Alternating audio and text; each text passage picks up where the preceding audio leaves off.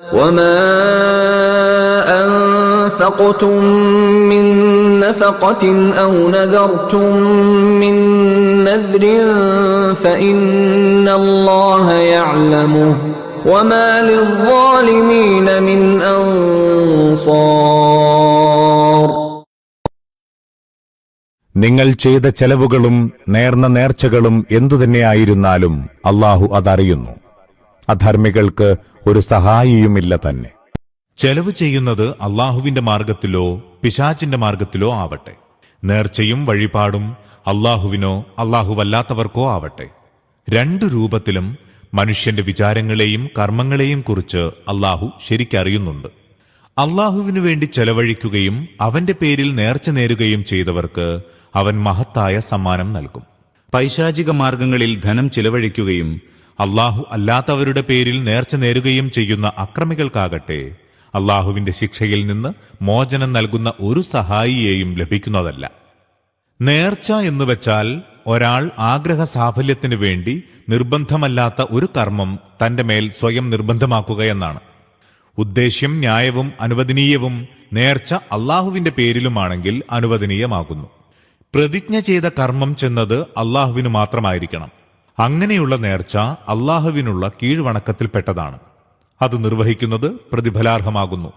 അങ്ങനെയല്ലെങ്കിലോ അത്തരം നേർച്ച നേരുന്നത് പാപവും അത് പൂർത്തീകരിക്കുന്നത് അള്ളാഹുവിങ്കൽ ശിക്ഷാർഹവുമാകുന്നു.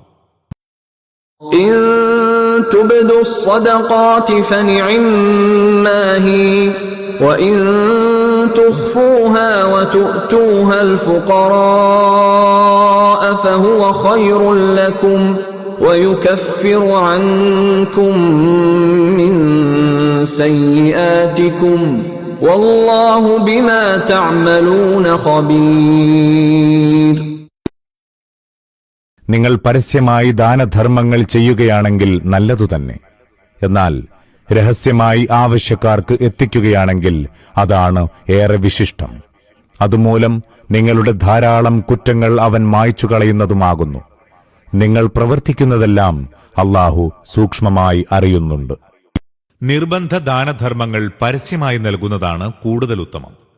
നിർബന്ധമല്ലാത്ത ദാനധർമ്മങ്ങളാകട്ടെ രഹസ്യമായി നൽകുന്നത് കൂടുതൽ നല്ലതാണ്. ഈ തത്വം എല്ലാ കർമ്മങ്ങൾക്കും ബാധകമാണ്. രഹസ്യമായി സൽക്കർമ്മങ്ങൾ നിർവഹിക്കുന്നതിനാൽ മനുഷ്യന്റെ മനസ്സും സ്വഭാവചര്യകളും നിരന്തരം സംസ്കരിക്കപ്പെട്ടുകൊണ്ടിരിക്കുന്നതും അവന്റെ സദ്ഗുണങ്ങൾ വളർന്നു വികസിക്കുന്നതുമാണ്. ദുർഗുണങ്ങൾ ക്രമേണയായി ക്ഷയിച്ചു വരികയും ചെയ്യും.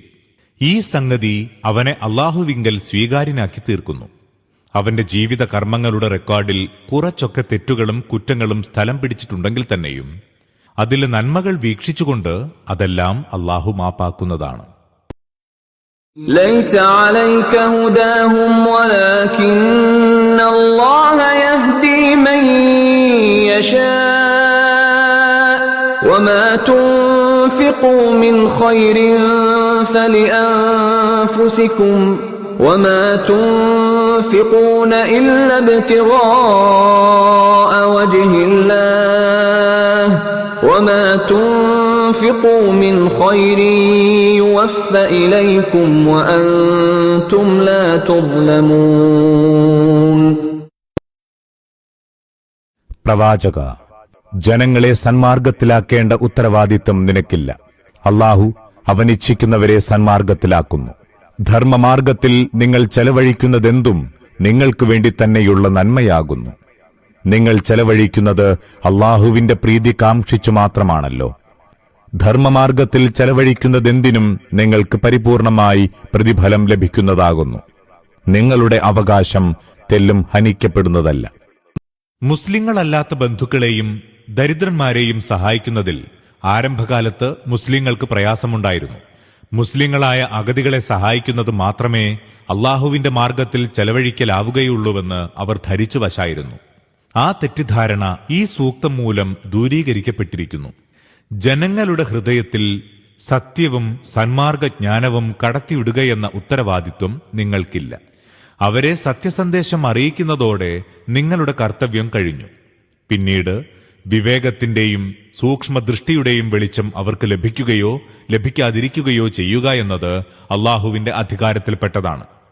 ഐഹിക സമ്പത്തും ജീവിത വിഭവങ്ങളും വഴി അവരുടെ ആവശ്യങ്ങൾ നിവർത്തിച്ചു കൊടുക്കുന്ന കാര്യത്തിൽ അവരുടെ സന്മാർഗ നിഷേധത്തിന്റെ പേരിൽ നിങ്ങൾ ഒട്ടും മടി കാണിക്കേണ്ടതില്ല.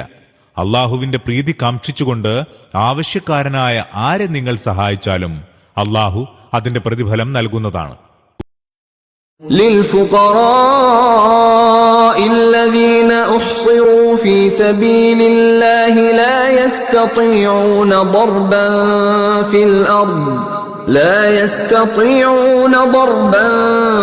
في الأرض يحسبهم الجاهل أغنياء من التعفف تعرفهم بسيماهم لا يسألون الناس إلحافا وما تنفقوا من خير فإن الله به عليم.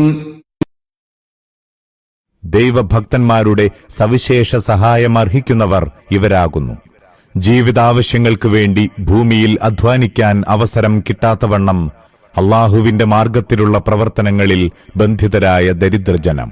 അവരുടെ ആത്മാഭിമാനം കണ്ട് മൂഢന്മാർ അവരെ സമ്പന്നരെന്ന് ധരിക്കുന്നു. അവരുടെ മുഖങ്ങളിൽ നിന്ന് നിങ്ങൾക്കവരുടെ സത്യസ്ഥിതി ഗ്രഹിക്കാൻ കഴിയുന്നതാണ്. പക്ഷേ അവർ ആളുകളുടെ പിമ്പെ നടന്ന് യാചിക്കുന്നവരല്ല.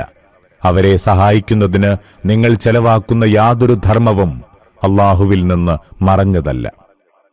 അള്ളാഹുവിന്റെ ദീനിന് സേവനം ചെയ്യുന്നതിൽ സർവാത്മന അർപ്പിക്കുകയും അതിൽ മുഴുവൻ സമയവും വിനിയോഗിച്ചത് കാരണം ജീവിതാവശ്യങ്ങൾക്ക് വേണ്ടിയുള്ള തൊഴിലുകൾ മുടങ്ങിപ്പോവുകയും ചെയ്യുന്നവരാണിവിടെ വിവക്ഷ.